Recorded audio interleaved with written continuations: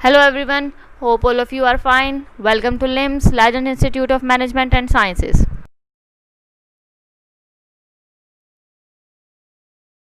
I am Sundas Khan, your lecturer for the course of Communication Skills.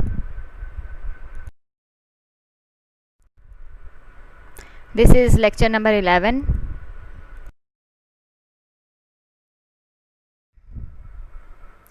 Okay, now the topic that we will discuss today is memo writing.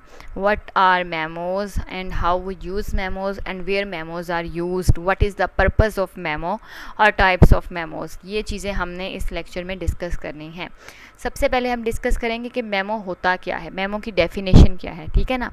तो memos are considered to be official documents in most organisations. तो जो organisations होती हैं, जो कि आप कह सकते हैं जो बिज़नेस ऑर्गेनाइजेशंस होती हैं, जिसमें जो आप कह सकते हैं लार्ज ऑर्गेनाइजेशंस होती है ना, जो लार्ज स्केल ऑर्गेनाइजेशन होती हैं बिज़नेस की, उनमें जो ऑफिशियल डॉक्यूमेंट होती है उसको हम लोग कहते हैं मेमोज. ठीक है, मीन्स कि ऑफिशियल काम के लिए जो हम लोग डॉक्यूमेंट्स यूज़ करते हैं उसमें एक ऑफिशियल डॉक्यूमेंट जो है वो मेमो भी होता है. और ये काम क्या करता है, ये है they are used to ask for information और टू कॉल फॉर एक्शन. दो काम है मेमो के किसी भी बिज़नेस ऑर्गेनाइजेशन में, और वो ये हैं कि इनको लिखा जाता है कोई भी इंफॉर्मेशन के लिए. मीन्स के कोई काम हो रहा है, कोई उनका जो है टेंडर है, कोई रिपोर्ट है, कोई भी चीज़ है जिसके बारे में हायर अप्स को इन्फॉर्मेशन देनी है, या हायर अप्स को आप कह सकते हैं अपडेट करना है कि कितना काम हो चुका है और कितना रहता है, या क्या प्रॉब्लम आ रही है, वट एवर इट इज़. तो इन्फॉर्मेशन देने के लिए और to call for action means के हो सकता है हायर अप जो है वो मेमो लिखें अपने जो हैं वो जो उनके नीचे काम करते हैं उनके लिए, जो उनके वर्कर्स हैं उनके लिए, ताकि वो जो हैं वो उनको बता सकें कि उन्होंने जो अब कौन सी कोर्स ऑफ एक्शन को फॉलो करना है, या उन्होंने अब कौन सा एक्शन लेना है, या उन्होंने अब कौन सा काम जो है वो फर्दर करना है और किस डायरेक्शन में इस काम को जो उन्हें दिया गया था करना है. ठीक है ना. तो मेमो जो है वो एक तो यह है कि ये ऑफिशियल डॉक्यूमेंट होता है जो कि लार्ज स्केल ऑर्गेनाइजेशंस में यूज़ किया जाता है. सेकेंडली ये दो काम करता है मेमो. एक तो इसके ज़रिए इंफॉर्मेशन पूछी जाती है, और सेकेंडली इसके ज़रिए डायरेक्शंस दी जाती हैं कि फ़र्दर, या आपको बताया जाता है कि फ़र्दर आगे आप लोगों ने क्या काम करना है. और they are written to report back in response to request for information और एक्शन. और वही बात है कि इन्फॉर्मेशन या तो दी जाती है, मीन्स कि यही बात है ना कि आपसे कोई चीज़ पूछी गई है तो आप मेमो में उसका आंसर बता रहे हो, आप इन्फॉर्मेशन प्रोवाइड कर रहे हो, आप रिस्पॉन्स कर रहे हो, आप रिपोर्ट बैक कर रहे हो कि आपसे जो सवाल पूछा गया था आप उसकी रिपोर्ट दे रहे हो in the form of memo, या कि फिर जो इन्फॉर्मेशन आपसे पूछी गई थी आप उसका रिस्पॉन्ड कर रहे हो, आप फिर भी इन्फॉर्मेशन दे रहे हो. या फिर आपसे अगर ये पूछा जाए कि ये जो आपका काम था ये कहाँ तक पहुँचा, ये कैसा है, या फर्दर इसके अंदर क्या डिले है, क्यों डिले है, तो उसके ऊपर आप अपना एक्शन बताओगे कि आपने क्या करना है, कैसे करना है, और अब कितना ये रहता है. ठीक है ना. Memo is a document typically used for communication with a company. ये इसकी एक और डेफिनेशन है कि मेमो एक ऐसा डॉक्यूमेंट है जिसको हम लोग टिपिकली यूज़ करते हैं, जो कि एक टिपिकल डॉक्यूमेंट है, टिपिकल ऑफिशियल डॉक्यूमेंट है जिसको हम लोग कंपनी में कम्युनिकेशन पर्पज़ के लिए यूज़ किया जाता है. Memos can be formal as a business letter and used to present a report. यानी कि मेमो को असल में बेटा शॉर्ट रिपोर्ट भी कहते हैं. ठीक है, शॉर्ट रिपोर्ट की एक टाइप है मेमो. तो इसके अंदर क्या होता है कि आप लोग जो है इसको ऐसा बिज़नेस लेटर भी ले सकते हो, फॉर्मल बिज़नेस लेटर मेमो को. और इसके अंदर आपको मैं बता चुकी हूँ कि इन्फॉर्मेशन प्रोवाइड भी की जाती है, इन्फॉर्मेशन पूछी भी जाती है, और कोर्स ऑफ एक्शन भी पूछा जाता है. इसके अंदर रिपोर्ट बैक भी किया जाता है, अपडेट भी किया जाता है कि क्या काम हो रहा है, कितना हो रहा है, या इंस्ट्रक्शंस भी दी जाती हैं कि आपने क्या काम किस तरह से करना है. ठीक है ना.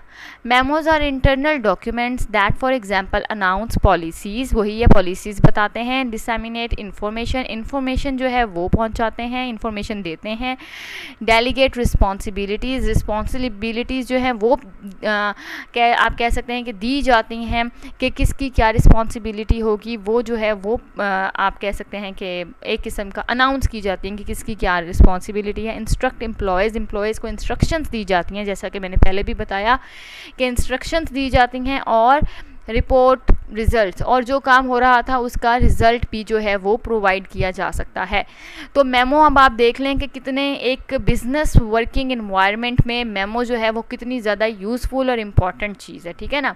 मेमो जो है वो इंटरनल डॉक्यूमेंट है जो कि हर तरह की इंफॉर्मेशन प्रोवाइड भी करता है और इंस्ट्रक्शंस भी देता है, गाइडलाइंस देता है, अपने एम्प्लॉयज़ को इन्फॉर्मेशन देता है, पॉलिसीज़ अनाउंस की जाती हैं, इसके ज़रिए रिपोर्ट बैक किया जाता है, अपडेट किया जाता है।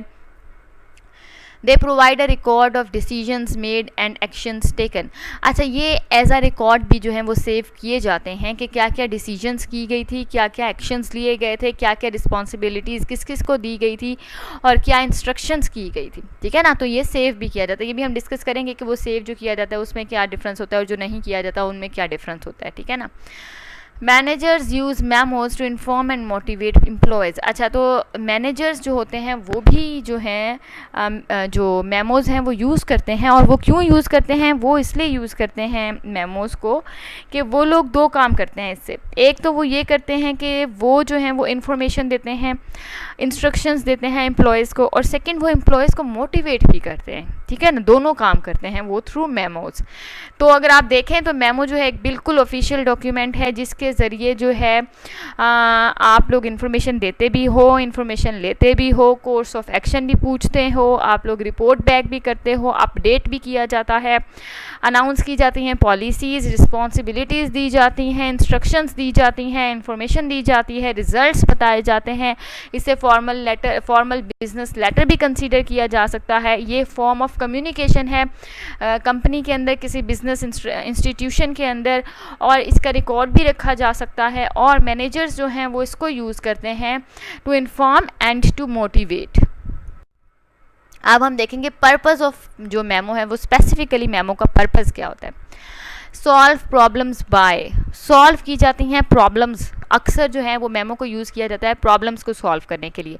और वो किस तरह से की जाती हैं? इन्फॉर्म करके, परसुएड करके, रिफ्यूट मीन्स के इनकार करके, आर्ग्यूमेंट्स दी जाती हैं, आर्ग्यू किया जाता है, और एनालाइज़ किया जाता है कि जो हो रहा है कैसे हो रहा है, क्यों हो रहा है, इसकी क्या रीज़न है, ठीक है। तो प्रॉब्लम्स को सॉल्व किया जाता है थ्रू दीज थिंग्स, और वो किया जाता है मेमो के ज़रिए। कि मेमो में आप या तो इन्फॉर्म कर सकते हो, या आप जो आपकी सामने वाली पार्टी है जिससे आप मेमो लिख रहे हो सकता है किसी सुपरवाइज़र को आप कोई अपनी जो है वो नई चीज़, कोई नया काम आप स्टार्ट करना चाह रहे हो, तो आप सुपरवाइज़र को परसुएड करने के लिए लिख रहे हो सकता है कि सुपरवाइज़र आपकी जो आपने एक आइडिया दिया था, आपने एक चीज़ दी थी, हो सकता है जो आइडिया आपने प्रेजेंट किया हो, आपके जो सुपरवाइज़र हों या सुपीरियर हों वो उस चीज़ को रिफ्यूट कर रहे हों, उस चीज़ से इनकार कर रहे हों, उस चीज़ को रिफ्यूज़ कर रहे हों, ऐसा भी हो सकता है। आर्ग्यूइंग का मतलब ये है कि हो सकता है कि आपके सुपरवाइज़र ने आपको कोई काम कहा हो, कोई स्टेटमेंट दी हो जिसके साथ आप एग्री ना करते हो, तो आप अपने आर्ग्यूमेंट्स, अपने स्टेटमेंट्स दे रहे हों अगेंस्ट इट। एनालाइजिंग का मतलब है हो सकता है कोई सिचुएशन आपको दी गई हो जिसके बारे में आपने रिपोर्ट बैक करना हो या उसका रिजल्ट बताना हो, तो आप उसको एनालाइज़ करेंगे और फुल एनालाइज करने के बाद आप जो है अपनी रिपोर्ट देंगे, ठीक है ना। Usually you write memos to inform readers of specific information. वही बात है कि स्पेसिफिक इन्फॉर्मेशन आपको बता दी जाएगी कि आपसे किस किस्म की इन्फॉर्मेशन जो है वो पूछी जा रही है। आप लोगों को एनालाइज करने के लिए कहा गया है, या आप लोगों को परसुएड करने के लिए कहा गया है, या जस्ट इन्फॉर्मिंग की आपको कहा गया है। तो फिर आप उसी तरह की इन्फॉर्मेशन देंगे और उसी तरह से अपने जो आपका मेमो होगा उसको आप जो है एक शेप देंगे। You might also write a memo to persuade others to take action, give feedback or an issue or react to a situation। तो आपको persuade करने के लिए जब कहा जाए तो आपसे ये तीनों चीज़ें जो हैं वो कही जा सकती हैं। कि आपको कहा जा सकता है कि आप किसी को persuade करें कि वो कोई स्पेसिफिक इशू है उसके बारे में अपना फीडबैक दें, अपनी राय दें। या हो सकता है कि आपको कहा गया हो कि आपने दूसरी पार्टी को किसी को persuade करना है थ्रू मेमो, और कि वो एक्शन ले लें या वो किसी सिचुएशन में जो है वो रिएक्ट करें, ठीक है ना। तो ये जो है ये आपको परसुएडिंग मेमोज़ में इस तरह का कोई भी जो है वो टास्क दिया जा सकता है। लेकिन ये कुछ स्पेसिफिक किस्म की सिचुएशंस होती हैं, वहीं उसी सिचुएशन में इस तरह का जो मेमो होता है वो आपको लिखना पड़ता है। जो मोस्ट कॉमन मेमोज होते हैं वो जस्ट कम्युनिकेट करते हैं basic information such as a meeting time और ड्यू डेट्स, के मीटिंग टाइम कम है, या कोई जो ड्यू डेट्स हैं कि कोई चीज़ आपने सबमिट करानी है तो उसकी जो ड्यू डेट है, कोई प्रोजेक्ट का प्रपोजल है वो सबमिट कराना है तो उसकी ड्यू डेट जो है वो कौन सी है। तो जो मोस्ट कॉमनली मेमोज होते हैं वो या तो मीटिंग की टाइमिंग से रिलेटेड होते हैं या फिर ड्यू डेट से रिलेटेड होते हैं। ओके, जनरल रूल्स को अगर हम डिस्कस करें कि जब हमने मेमो लिखना है तो उसके जनरल रूल्स कौन कौन से होंगे, ठीक है। तो keep your audience in mind, आपने अपने माइंड में जो सबसे पहली चीज़ रखनी है वो आपके ऑडियंस होने चाहिए कि आप कौन से ऑडियंस के लिए जो है वो मेमो लिख रहे हो। कंपनी में लिख रहे हैं, सुपीरियर के लिए लिख रहे हैं, या अपने कोवर्कर के लिए लिख रहे हैं, या एम्प्लॉयज़ के लिए लिख रहे हैं, ठीक है ना। या आप जिसके लिए लिख रहे हो वो कौन सी पोस्ट पे है, किस टाइप की पोस्ट पे है, ये तमाम चीज़ें माइंड में रखेंगे तो ही आपका जो मेमो है वो इफ़ेक्टिव होगा। फॉलो अ स्ट्रक्चर, एक स्ट्रक्चर दिया जाता है मेमो का, एक आउटलाइन दी जाती है, आपने उसको फॉलो करना है, ठीक है। जो एक स्ट्रक्चर होता है, जो एक फॉर्मेट होता है, जो एक आउटलाइन होती है वो आप लोग फॉलो करोगे तो ही आपका जो मेमो है वो ठीक होगा। Get to the point early, आप लोगों ने लेटर की तरह इसको लटकाना नहीं है, हाल अहवाल नहीं पूछना, आपने स्टेट करना है अपना बिजनेस स्टार्टिंग में ही, ताकि जो भी आपका मेमो रीड कर रहा है ना उसका टाइम वेस्ट हो और आपका अपना भी टाइम जो है वो वेस्ट ना हो। Revising is easier than writing perfectly the first time. अच्छा, ये ऑप्शन देखें आप, हमेशा ये कहा जाता है कि आप लोग बार बार रिवाइज़ करो और देन आप लोग राइट करो ताकि आपकी जो राइटिंग है वो ठीक रहे। लेकिन फॉर मेमो आप लोग उसको रिवाइज़ करके चेंज बार बार कर सकते हो, लेकिन परफेक्टली फर्स्ट टाइम में एक ही दफ़ा में लिख देना और वो परफेक्ट राइटिंग होना ये सही मतलब पॉसिबल नहीं है फॉर मेमोज। तो अक्सर क्या कहा जाता है कि आप लोग उसको बार बार चेंज कर लो, आप रिवाइज़ कर लो, जो चेंजेस उसमें करनी है आप वो कर लो, लेकिन फर्स्ट टाइम में ही परफेक्ट लिखना बहुत मुश्किल है। Follow style guides and writing manuals, जो भी आपको स्टाइल गाइड्स बताई गई हैं, दी गई हैं, या राइटिंग मैनुअल्स हैं जिसके अंदर मेमो के बारे में इन्फॉर्मेशन दी गई है, उनको फॉलो करें, उनसे आपको जो है बहुत ज़्यादा इन्फॉर्मेशन मिल सकती है। ये आप लोगों के लिए नहीं मैं कह रही, ये मैं कह रही हूँ कि बिज़नेस में जब आप लोग एक ऑर्गेनाइजेशन में काम करते हैं तो वहाँ पर स्टाइल गाइड्स होती हैं कि आप लोग कौन कौन से स्टाइल का मेमो जो हो या कौन सा आपने राइटिंग मैनुअल जो है वो फॉलो करना है for writing in that organisation, ठीक है ना। Choose the audience of the memo wisely, वही बात है, ऑडियंस को वाइसली चूज़ करें कि आप किसको डायरेक्ट कर रहे हैं, आप किसको जो है अपना टारगेट बना रहे हैं मेमो का, आप किसके लिए लिख रहे हैं अपना memo. Ensure that all of the people that the memo is addressed to need to read the memo। एक और चीज़ आपने इंश्योर करनी है, यानी कि मेक श्योर करना है आपने कि जिसके लिए आपने मेमो में इंस्ट्रक्शंस लिखी हैं, जिसको आपने मेमो एड्रेस किया है, वो सब लोग जो हैं वो मेमो को रीड ज़रूर करें, ठीक है ना। क्योंकि जब तक वो रीड नहीं करेंगे तो वही काम होगा कि हमें तो पता ही नहीं था, हमने तो देखा ही नहीं, हमें तो ये नहीं समझ आई। तो आप उसको इस तरह से मेमो जो है आप उनको सेंड करेंगे या उन तक पहुँचाएँगे कि वो उन तक पहुँच जाए और वो उसको रीड करें, ठीक है। तो ये कुछ जनरल रूल्स हैं मेमो के, और जो कि मुझे लगता है बहुत इजी हैं कि आप लोगों ने ऑडियंस को माइंड में रखना है, ऑडियंस को चुनते हुए आपने वाइसली उनका जो है वो चुनाव करना है, आपने एक स्ट्रक्चर और एक आउटलाइन को फॉलो करना है। Get to the point early, फ़ौरन अपने पॉइंट तक पहुँचें जो भी आपका पॉइंट है। और आपने मेमो को लिखने के लिए जो आपको स्टाइल गाइड्स और जो राइटिंग मैनुअल्स हैं वो दिए हुए हैं, आप उनको भी फॉलो कर सकते हैं। और आप लोग जो हैं वो आप लोग ज़रूरी नहीं है फर्स्ट टाइम में परफेक्टली आप लोग जो मेमो लिखें वो सही हो, आप उसको बार बार रिवाइज़ कर लें, कोई इशू नहीं है, ठीक है। और जो आपने एक इम्पॉर्टेंट चीज़ माइंड में रखनी है वो ये कर रखनी है कि आपने ये चीज़ मेक श्योर करनी है कि जो भी आपने मेमो लिखा है वो एड्रेस किया है वो जो है वो आपके जो ऑडियंस हैं उन तक पहुंच जाए और वो उनको रीड कर लें। और जो गाइडलाइंस आपने अपने माइंड में रखनी हैं उनके अलावा जो हम डिस्कस कर चुके हैं वो ये हैं कि अगर जो इशू है वो एक बंदे को इन्वॉल्व कर रहा है, ओनली वन पर्सन, तो आपने वो मेमो तमाम ऑफिस को नहीं भेजना, ठीक है ना। हो सकता है आप उसे कोई प्रोजेक्ट असाइन कर रहे हो सकता है उसे कोई इंस्ट्रक्शन दे रहे हो, या हो सकता है वट एवर द रीज़न, लेकिन अगर कोई काम एक बंदे को सिर्फ से रिलेटेड है, एक ही इंसान उस इंस्ट्रक्शन या उस रिस्पॉन्सिबिलिटी से रिलेटेड है, तो वो मेमो आपने पूरे ऑफिस में नहीं सेंड करना, बस उसी एक इंसान को आपने सेंड करना है, ठीक है ना। प्राइवेसी भी कोई चीज़ होती है, इसलिए आपने वो तमाम लोगों को नहीं, सिर्फ जिसका उसके साथ लिंक है उसी को सेंड करेंगे आप। Also be certain that material is not too sensitive to put in a memo. और एक और चीज़ याद रखें कि कभी भी जो आपकी कॉन्फिडेंशियल इन्फॉर्मेशन होती है वो आप लोग मेमोज़ में नहीं डालते, चाहे वो confidential information officer confidential information आप लोगों ने कभी भी अपनी जो है वो शेयर नहीं करनी, चाहे आप देखें ऑफिस में हैं, ऑफिस से रिलेटेड काम होंगे, लेकिन वो काम भी वो वाले आप लोग मेमोज़ में जो है वो इंस्ट्रक्शंस देंगे जो कि डेली रूटीन की चीज़ें होंगी। वही जिस तरह हम लोगों ने डिस्कस किया कि मीटिंग की टाइमिंग सेट कर ली, ड्यू डेट्स बता ली, या कोई इस तरह के आप लोग काम बताएंगे। जो कॉन्फिडेंशियल इन्फॉर्मेशन है, जो आपके सीक्रेट्स हैं, whatever organisation you are working in, वो चीज़ें आप लोग मेमो में जो है वो नहीं डालेंगे। कोई भी सेंसिटिव चीज़ जो है, जो आपको लग रही है कि जिसकी वजह से आपको बहुत ज़्यादा लॉस हो सकता है, उस तरह की चीज़ें आप लोग मेमो में मेंशन नहीं करते। Memos are most effectively used when sent to a small moderate amount of people to communicate in company और जॉब ऑब्जेक्टिव्स। ठीक है ना। इसके अंदर क्या है, मेमो इफ़ेक्टिव इसी सूरत में होता है, या सबसे ज़्यादा इफेक्टिव मेमो इस सूरत में होता है जबकि ये तमाम स्मॉल अमाउंट को भेजा जाता है, स्मॉल अमाउंट ऑफ पीपल, और कंपनी के अंदर हो या अगर जॉब ऑब्जेक्टिव्स हैं तब भी। ठीक है ना। यानी कि आप कोई जॉब से रिलेटेड काम दे रहे हो, कोई टास्क किसी को दे रहे हो, कोई रिस्पॉन्सिबिलिटी दे रहे हो तब भी, और अगर आप कोई चीज़ नोटिफाई कर रहे हो, कोई और आप चीज़ इस तरह की बता रहे हैं तब भी।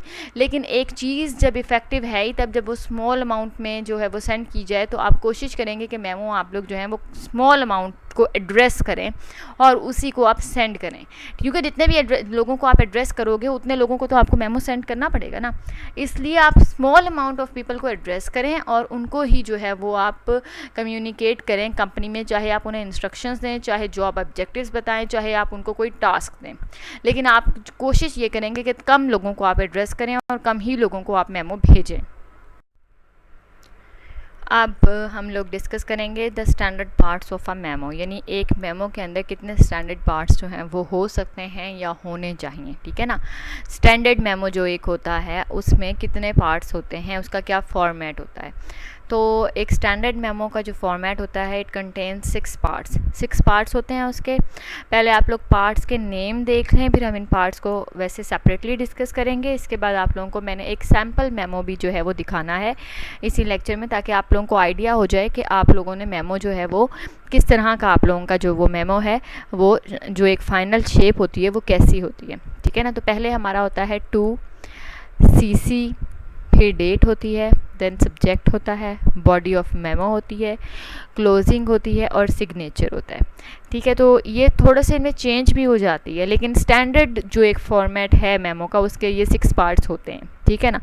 तो हम डिस्कस करेंगे कि टू जो होता है वो एक लाइन जो होती है उसमें क्या क्या कुछ हम लोग लिख सकते हैं। ठीक है।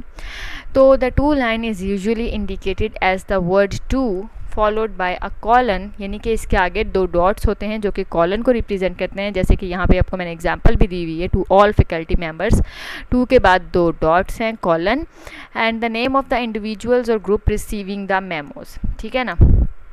अब टू जिस तरह हम लोग लेटर में भी एप्लीकेशन में लिखते थे, टू द प्रिंसिपल। ठीक है ना।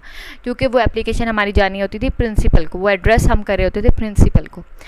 इसी तरह जब हम लोग मेमो में लिखते हैं टू, तो उसके अंदर क्या होता है, टू के आगे हमने लिखना होता है कि हम किसको एड्रेस कर रहे हैं, ये कौन होगा, रिसीवर हमारा। ठीक है। रिसीवर कौन होगा मेमो का, तो जो हमारा रिसीवर होगा, टू के बाद हमने 2 कॉलम्स लगाने हैं और उसका नाम लिखना है। अब यहाँ पे देखें मैंने आपको 2 एग्जांपल्स दी हैं। एक है एग्जांपल के 2 के साथ कॉलन है और हमारे जो रिसीवर हैं वो ऑल स्टाफ है, जितना भी स्टाफ है उस सब के लिए वो मेमो है। ठीक है। इसका मतलब है स्टाफ के जो भी इंफॉर्मेशन है मेमो की वो सारे स्टाफ के लिए, इसके अंदर कुछ भी ऐसी कॉन्फिडेंशियल इन्फॉर्मेशन नहीं है, और जो भी चीज़ है वो सारे स्टाफ से रिलेटेड है और सारे स्टाफ को ये मेमो जो है वो मिलना चाहिए। और दूसरी मैंने एग्जांपल आपको दी है टू ऑल फैकल्टी मेंबर्स, जितने भी फैकल्टी मेंबर्स हैं ये सिर्फ उनके लिए है। इसमें जो ये जो मेमो है ये सिर्फ फैकल्टी मेंबर्स से रिलेटेड है। इसके अंदर जो भी इंफॉर्मेशन है, जो भी रिस्पॉन्सिबिलिटीज़ हैं, जो भी टास्क हैं वो जस्ट फैकल्टी मेंबर्स से रिलेटेड हैं। तो ये मेमो जो है ये सिर्फ और सिर्फ फैकल्टी मेंबर्स को मिलना चाहिए। आप टू जो है वो MD भी कर सकते हैं, वो फिर मेमो जो होगा वो जस्ट MD के लिए होगा, वो उसके अलावा किसी और के लिए नहीं होगा। सेकेंड पार्ट अगर हम देखें तो टू के बाद हमारा जो नेक्स्ट पार्ट था वो था फ्रॉम लाइन थी। ठीक है ना। अब इसके अंदर जिस तरह टू के अंदर आपको पता है कि टू होता है रिसीवर के लिए, इसी तरह फ्रॉम जो होता है वो होता है किसकी तरफ से है।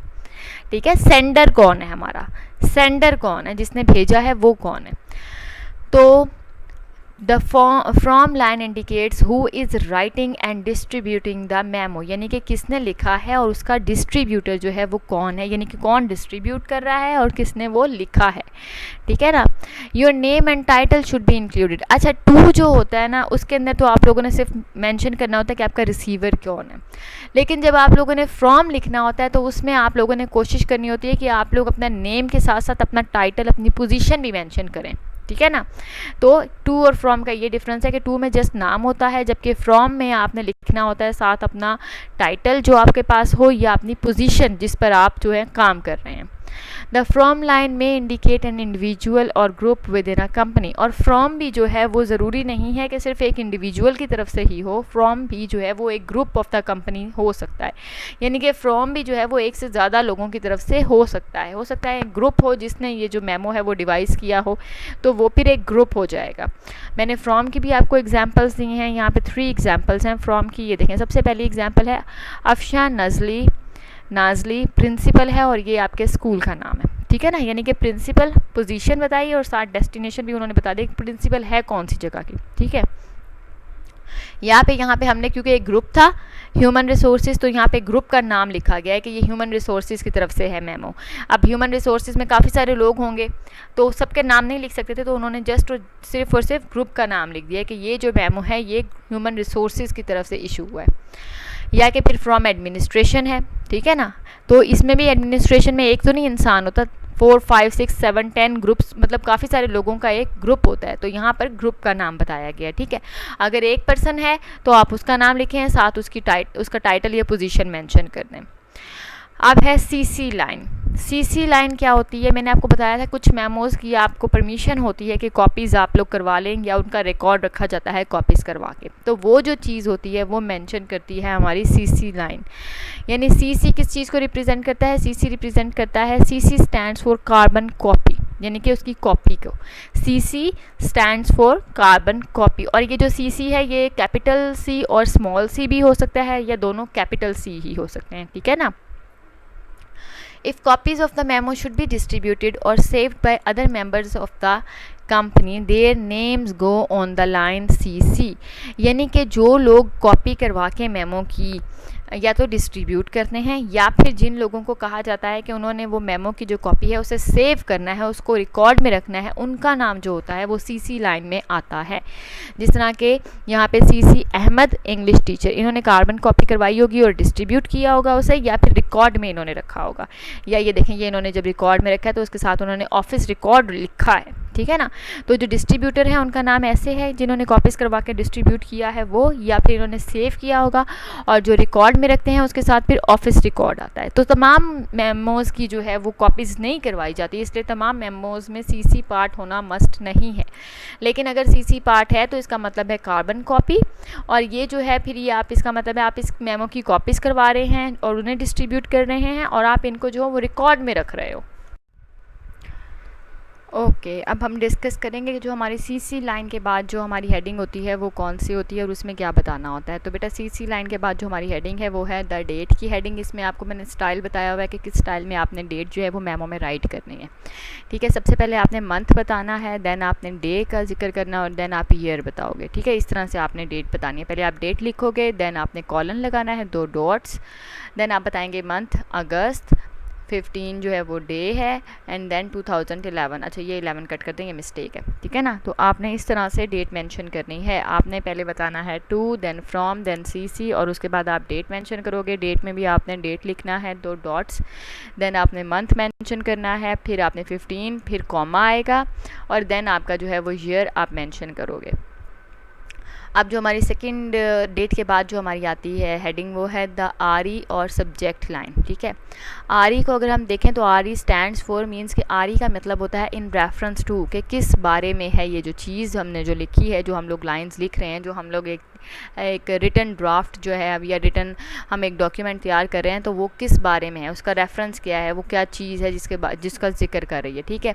या कि फिर हम आर ई को इंटरचेंजेबली यूज़ कर सकते हैं विद द वर्ड सब्जेक्ट, या सब्जेक्ट यूज़ कर लें, आपकी मर्ज़ी है, आप आर ई लिख दो, आपकी मर्ज़ी है आप सब्जेक्ट लिख दो, ठीक है।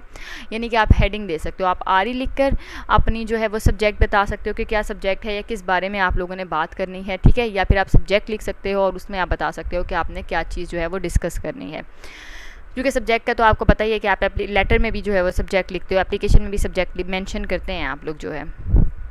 तो this line comes immediately under the line under the from line and indicates what the memo is about. यानी कि जब फ्रॉम है ना, पहले टू है फिर फ्रॉम है, उसके बाद जो है वो आर ई या सब्जेक्ट की लाइन आएगी, ठीक है। तो आपने ये सीक्वेंस भी, मैं आपको फॉर्मेट भी वैसे दिखाऊंगी, सीक्वेंस भी आप थोड़ा सा याद रखिए। तो ये मैंने आपको एग्जांपल दी हुई है कि आर ई लिख के आगे हमने सब्जेक्ट मेंशन किया हुआ है कि फैकल्टी की मीटिंग है, सारी फैकल्टी की मीटिंग बुलाई गई है मेमो के ज़रिए। या फिर आप सब्जेक्ट लिख दें और उसके बाद आपने आगे अपना जो है वो मेंशन किया हुआ है कि किस लिए मेमो जो है वो लिखा गया है या इसकी क्या ज़रूरत है, तो वो भी फैकल्टी की मीटिंग बुलाई गई है। तो मतलब ये है कि आर ई लिख के 2 डॉट्स लगा के आप अपना सब्जेक्ट मेंशन कर सकते हो कि रेफरेंस क्या है, किस रेफरेंस से ये जो चीज़ लिखी गई है, रिटन एक डॉक्यूमेंट बनाया गया है, क्यों बनाया गया है, या आप सब्जेक्ट लिखें और फिर उसका आप जो है वो सब्जेक्ट का मेंशन कर दें कि रेफरेंस सब्जेक्ट क्या है, टॉपिक क्या है जिसके ऊपर बात होगी, ठीक है।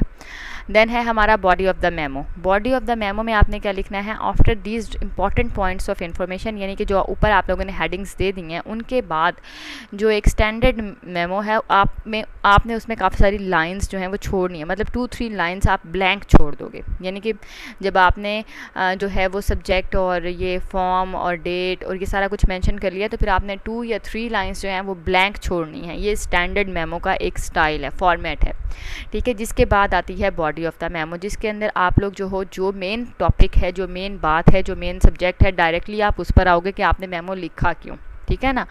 आप अपना मकसद बयान करेंगे कि आपने मेमो लिखा क्यों, और आपने इधर उधर की बातें नहीं करनी, बल्कि डायरेक्ट जो आपका टॉपिक है आपने वो बताना है। और वो जो आपका बॉडी ऑफ द मेमो है वो शॉर्ट होनी चाहिए और कंसाइज होनी चाहिए, क्योंकि ये ऑफिशियल डॉक्यूमेंट है। तो आप लोग जो पूरा दिन जो है वो एक डॉक्यूमेंट रीड करने में नहीं लगा सकते, लिखने वाले को भी टाइम जो है वो सेव करना है, इसलिए वो भी जो है ऊपर हेडिंग्स के बाद नीचे जो बॉडी ऑफ द मेमो का उसमें अपना डायरेक्ट फ़ौरन से अपना जो उसका मकसद है मेमो राइटिंग का वो बयान करेगा, इधर उधर की बातें नहीं करेगा। और जो रीडर है इस तरह उसके लिए भी आसानी होगी, जब वो रीड करेगा तो फ़ौरन से उसे अपना मकसद पता लग जाएगा कि उसको रीज़न क्या है जिसके लिए कि उसके पास ये मेमो जो है वो आया है।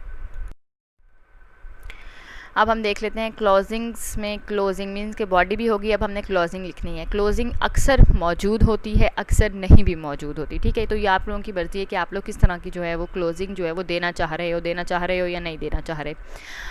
ऑल्सो रूटीन स्टेटमेंट्स होती हैं जिसके अंदर क्या होता है, thanks again for your help या वेलकम और मतलब वो जो आप लोग लेटर में भी अक्सर देते हैं, तो उस तरह की जो हैं वो I am thankful for your help भी आप कह सकते हैं। तो इस तरह की जो लाइंस हैं वो जो हैं, या अक्सर लिखा होता है कि प्लीज़ क्या कहते हैं उसको, जिसमें आप लोग जो है वो ईमेल मी और please if you have any questions you can call मी, इस तरह की जो लाइंस होती हैं ये क्लोजिंग्स में आती हैं, ठीक है ना।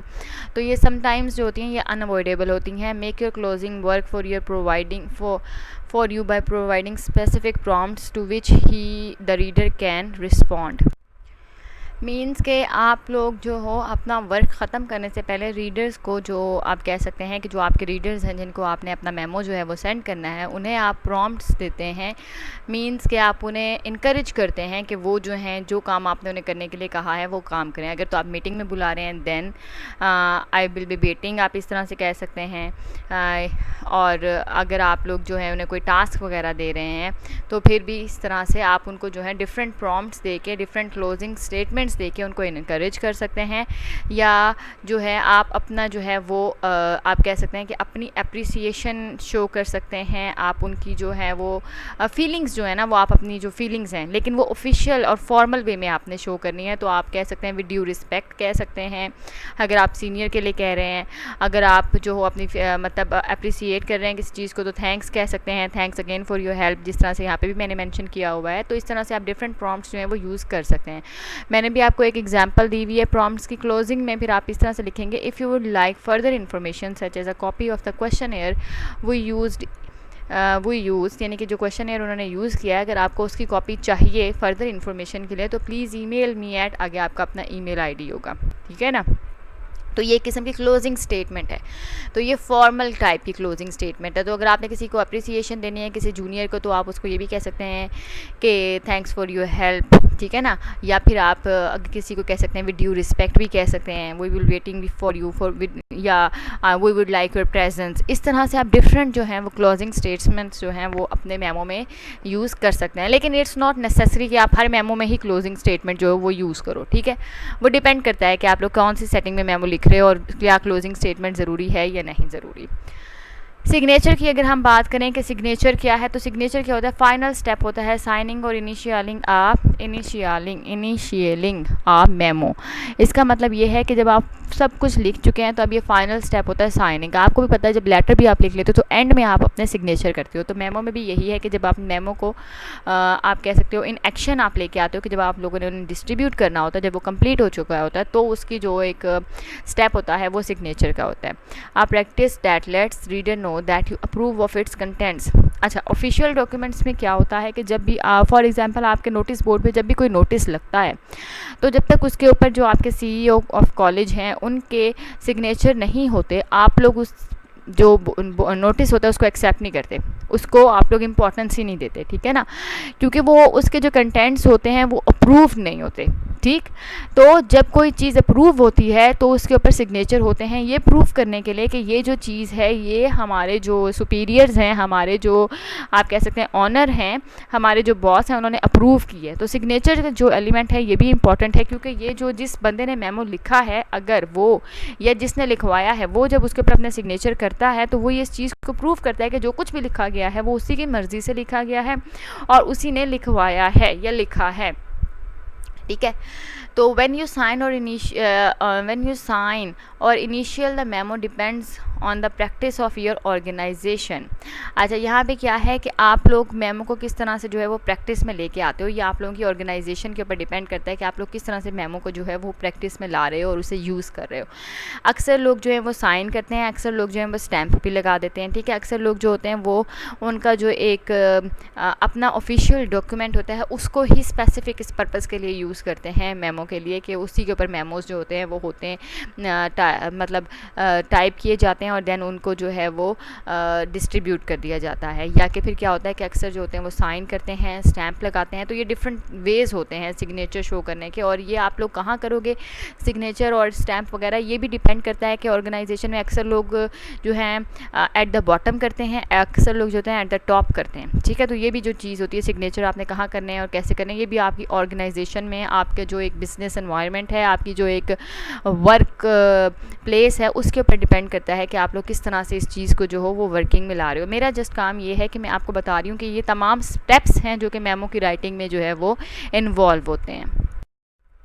अच्छा, अब ये देखें आप यहाँ पर, ये एक मेमो है, इसमें 2 है, उसके बाद लिखा हुआ है आगे के इस्लामिक कम्युनिटी को इन्होंने जो है ये एड्रेस किया है from ICW executive committee.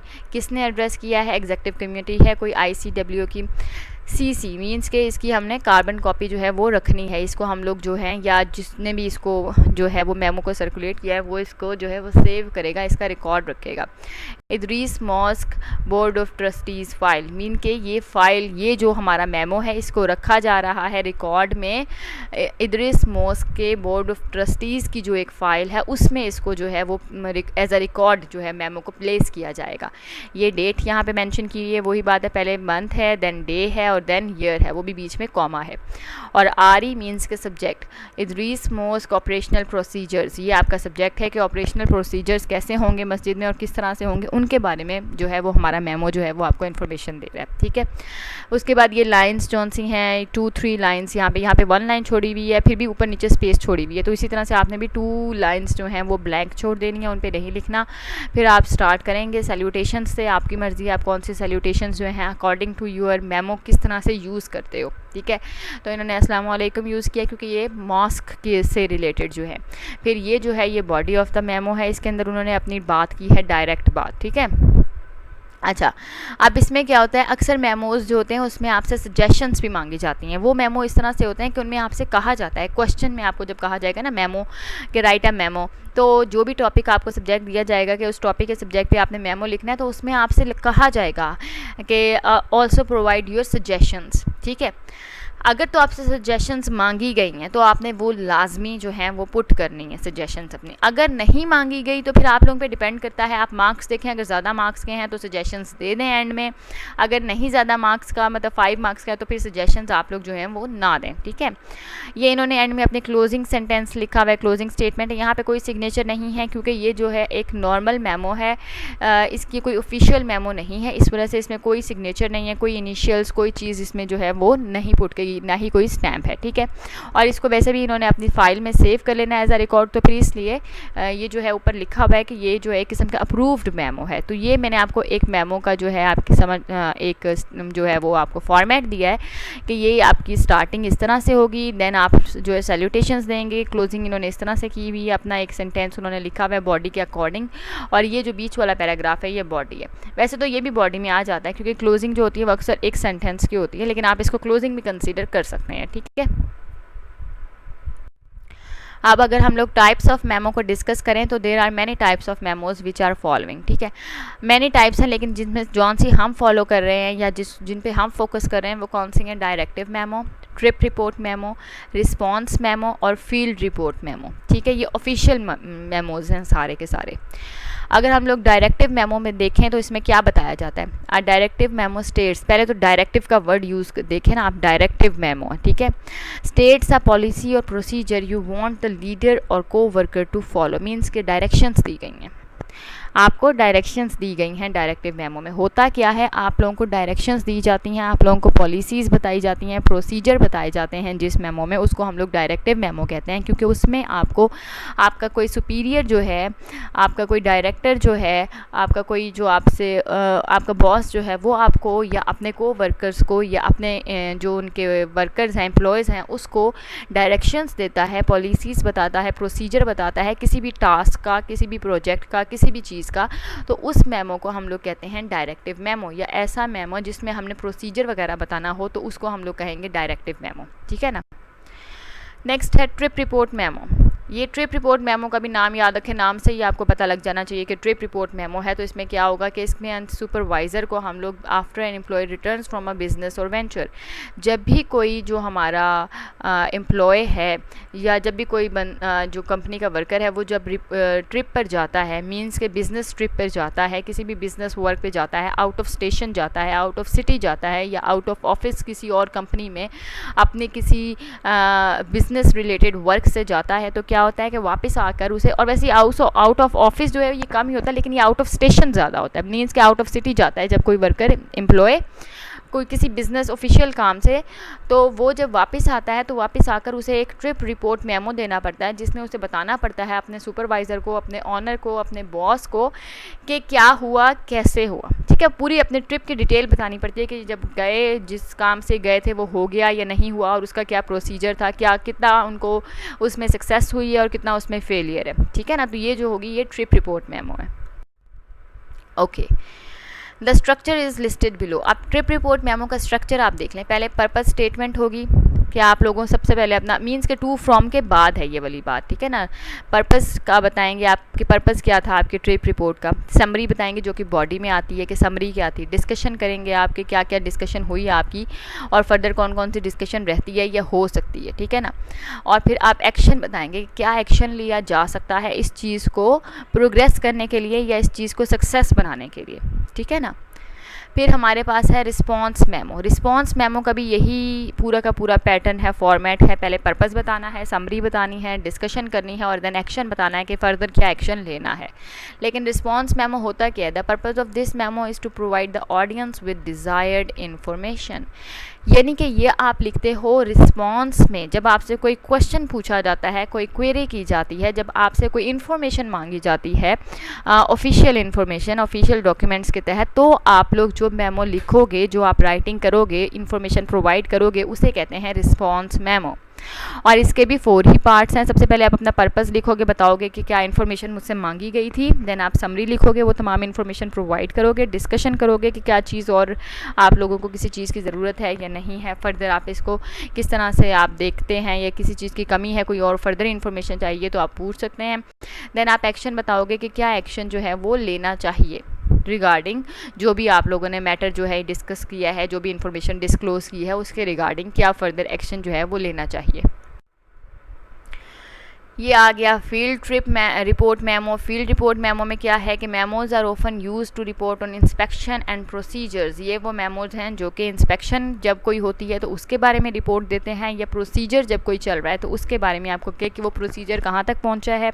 For example अगर बिल्डिंग हो रही है, मीन्स कि आप लोग कोई बिल्डिंग वर्क कर रहे हो, कोई जो है वहाँ पे आप कह सकते हो कि कंस्ट्रक्शन वर्क हो रहा है, तो उसमें आप प्रोसीजर बताओगे कि कहाँ तक पहुँचा है, किस चीज़ की कमी है, कौन सी चीज़ जो है वो पूरी है, कितना और टाइम लग जाएगा। प्रोसीजर पूरा इंस्पेक्शन में भी बता सकते हो कि जो मटेरियल है वो सही यूज़ हो रहा है या नहीं हो रहा, और मटेरियल जो है वो ज़ाया तो नहीं हो रहा इंस्पेक्शन में, क्योंकि यही चीज़ें होती हैं ना। तो these memos known as field or lab reports include the problem, methods, results and conclusion but spend less time on methods and section। अब इसके अंदर कौन कौन से जो मेमोज़ हैं वो फील्ड रिपोर्ट मेमो के अंदर इंक्लूड होते हैं। लैब रिपोर्ट्स भी इसी में आती हैं।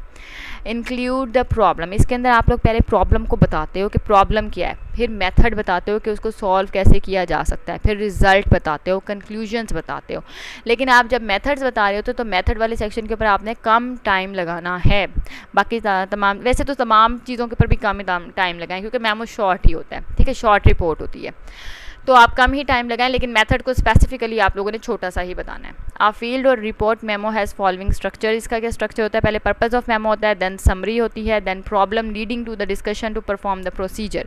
देन प्रॉब्लम बताई जाती है कि ये प्रॉब्लम है, और उसको फिर आप लोग लीड करते हैं टूवर्ड्स डिस्कशन कि क्या बात आप उसके बारे में कर सकते हो, टू परफॉर्म द प्रोसीजर किस तरह से आपने करना है उसका, यानी कि प्रॉब्लम बताना है और उसके बाद आप उसको डिस्कस करते हुए इस साइड पर लेके जाओगे कि इसका प्रोसीजर पूरा का पूरा क्या है।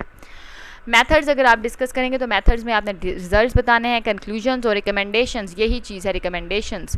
देखें जी, रिकमेंडेशंस या सजेशंस आप लोगों को मैंने पहले भी कहा है, आप लोगों ने उसी सूरत में बतानी है जब आपसे मांगी जाएंगी।